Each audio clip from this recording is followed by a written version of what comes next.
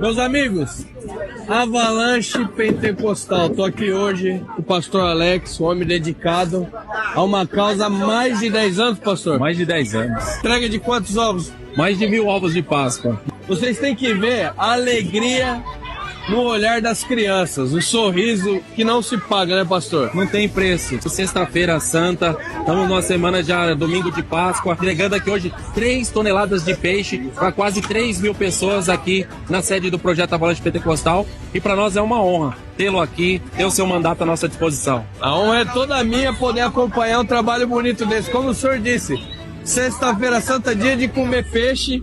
E graças a Deus, primeiramente, e ao Senhor, essas famílias terão peixe na mesa no dia de hoje. Não Parabéns. vai faltar. O Parabéns. peixe não vai faltar. E o ovo de Páscoa tá garantido para as crianças também. Rapaziada, esse aqui, ó, é fio no bigode, viu, mano? Esse aqui é no fio do bigode também.